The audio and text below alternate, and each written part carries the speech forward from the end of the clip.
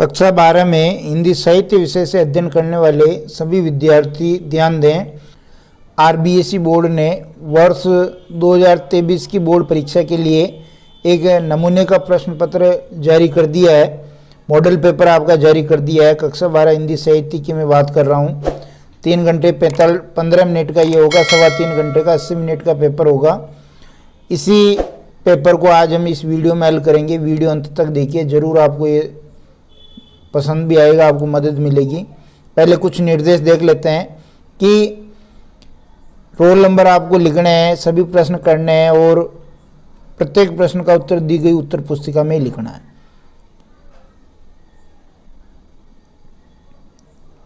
चौथा निर्देश बहुत इंपॉर्टेंट है कि आपको जो आंतरिक खंड वाले प्रश्न हैं उन सबके उत्तर एक ही जगह लिखने हैं उत्तर पुस्तिका में। ये आपका खंड ए है, जिसमें अपठित गद्यांश और पद्यांश होंगे, जिनमें से 6 ऑब्जेक्टिव टाइप प्रश्न पूछे जाएंगे। 3-4 बार इसको अच्छी तरह से पढ़ करके उन प्रश्नों के उत्तर देने हैं। पहला प्रश्न देखिए,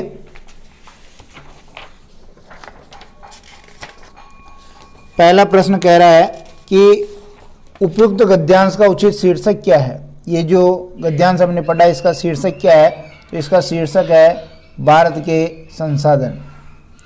अगला प्रश्न देखिए, भारत की मूल शक्ति क्या है। तो भारत की मूल शक्ति खनिज पदार्थ, ऑप्शन नंबर 4 सही है। भारत की औद्योगिक परिकल्पना का आधार क्या है। तो भारत की जो औद्योगिक परिकल्पना है उसका आधार भारत के प्राकृतिक संसाधन है। ए वाला इसमें सही है। हमारे पास क्या क्या है, इसका सही उत्तर है हमारे पास ये जो ऑप्शन में तीनों दे रखे हैं ये हैं, अर्थात द वाला अपना सही है। हमारे पास विविध प्रकार के जीव भी हैं, कृषि योग्य जलवायु, अच्छी वर्षा भी है, उष्णकटिबंधीय हरियाली भी है। संसाधन शब्द में प्रयुक्त उपसर्ग बताइए। संसाधन में सम उपसर्ग है। और भारत का जैव वैविध्य कैसा है। भारत का जैव वैविध्य बहुत समृद्ध है। ये 6 प्रश्न आपके गद्यांश से थे।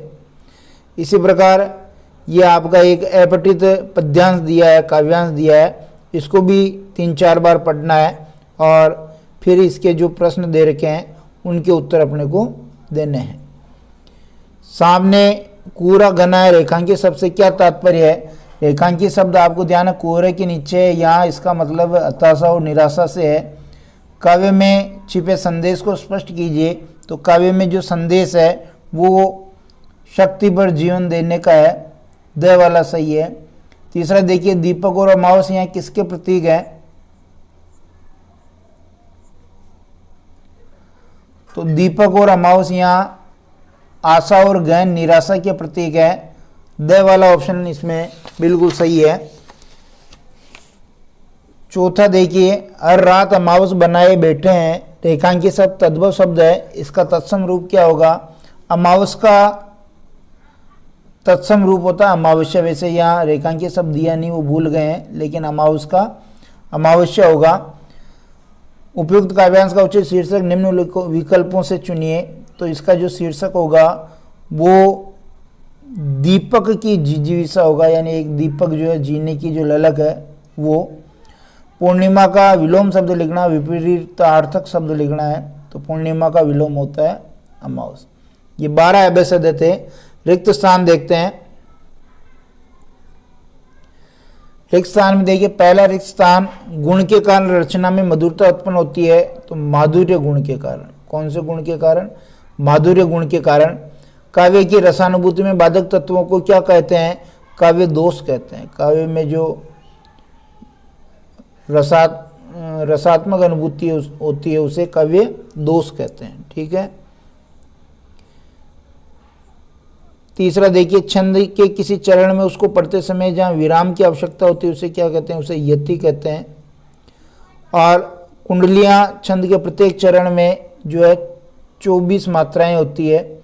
जब कविता में उपमेय का उपमान से उत्कर्ष दिखाया जाता है तो वहाँ कौन सा अलंकार होता है, वहाँ आपका व्यतिरेक अलंकार होता है।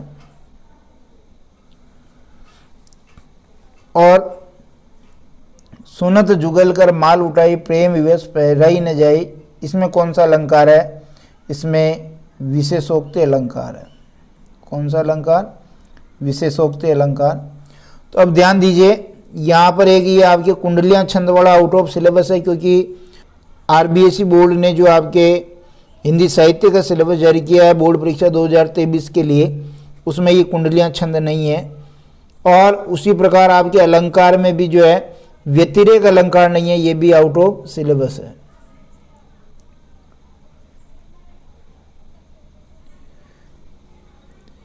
फिर देखिए, अति लघुत्रात्मक प्रश्नों में आपके 12 प्रश्न पूछे जाएंगे, उनके उत्तर अपने को लिखने हैं।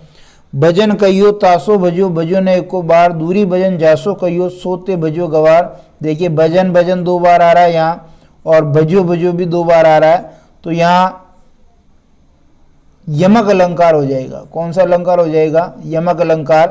पहले वाले भजन का मतलब है वह भागना नहीं है, और भजो का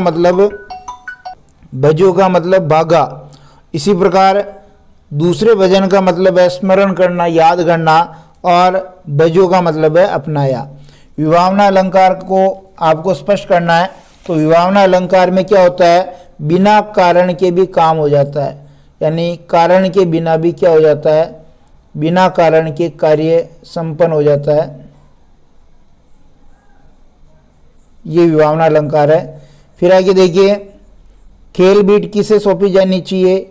जो पत्रकार खेल में रुचि रखते हैं, जो पत्रकार खेल में रुचि रखते हैं उनको सौंपी जानी चाहिए। विशेष रिपोर्ट की भाषा किस तरह की होनी चाहिए? सरल, सहज और आम बोलचाल की होनी चाहिए। आम बोलचाल की, सबके समझ में आने वाली होनी चाहिए। उसके बाद देखिए, फीचर किसे कहते हैं? फीचर की परिभाषा अपने को यहाँ लिखनी है। फीचर एक सुव्यवस्थित सृजनात्मक और आत्मनिष्ठ लेखन है। अर्थात ऐसी रचना जो सुव्यवस्थित हो, सृजनात्मक हो, आत्मनिष्ठ हो, उसे हम फीचर कहेंगे। उसके बाद आगे देखिए, मिर्जापुर में भारतेंदु हरिश्चंद्र के परम मित्र का क्या नाम था? जो पाठ का हेडिंग है आपके, उपाध्याय बद्री नारायण चौधरी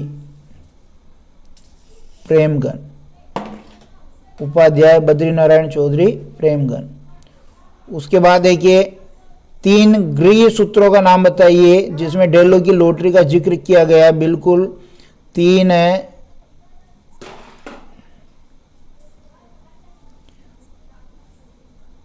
आश्वलायन, पहला तो है आश्वलायन, दूसरा है गोबिल और तीसरा है भारद्वाज। ये 3 गृह सूत्र हैं। उसके बाद देखिए, देवसेना कौन थी और किससे प्रेम करती थी? देवसेना मालवा के राजा बंधु वर्मा की बहन थी। मालवा के राजा बंधु वर्मा की बहन थी, और ये स्कंदगुप्त से प्रेम करती थी। उसके बाद देखिए आगे, हृदय की वेदना को भूलने के लिए कवि निराला क्या करना चाहता है? कवि निराला गीत गाना चाहता है। क्या करना चाहता है? गीत गाना चाहता है।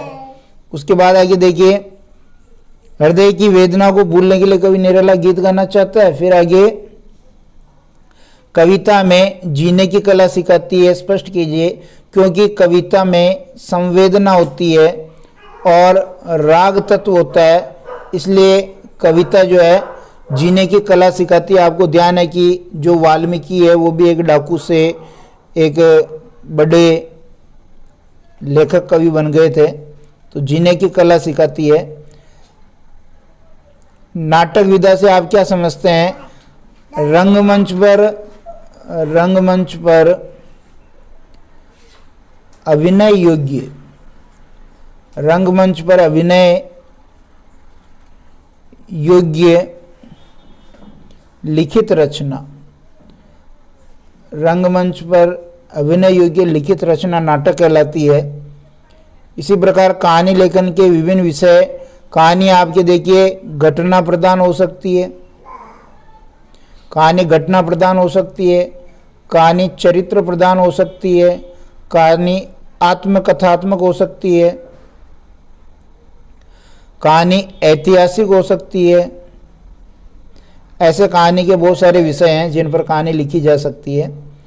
उसके बाद देखिए खंड ब में आपके ये प्रश्न है, जो चौथा और पांचवा प्रश्न है, ये व्यक्ति और माध्यम में से है और प्रश्न संख्या 6 से लगा करके आपके 6, 7, 8 और 9, ये आपके 9 और 10 भी ले लें और 11 ले लें। 11 तक प्रश्न यानी कुल 6 प्रश्न हो गए। ये आपके मुख्य पुस्तक अंतरा से है। इसी प्रकार 12, 13, 14 और 15 ये 4 प्रश्न आपके अंतराल से हैं। खंड स में देखिए, खंड स में आपके 3 प्रश्न हैं और तीनों ही एक ये आपके अंतरा जो है गद्य से है, ये अंतरा पद्य से है और ये अंतराल से है। निबंधात्मक प्रश्न है। खंड द में व्याख्याएं हैं। व्याख्याएं देखिए ये आपकी एक पद्य भाग से है जो अथवा में है। उसी प्रकार ये 20वें प्रश्न में आपके गद्य भाग से अथवा में व्याख्या है और 21वां प्रश्न आपके निबंध का है। इस प्रकार ये मॉडल पेपर हिंदी साहित्य कथा जो हल किया। निश्चित रूप से वीडियो पसंद आया होगा। पसंद आता है तो लाइक शेयर जरूर करें। बहुत बहुत धन्यवाद।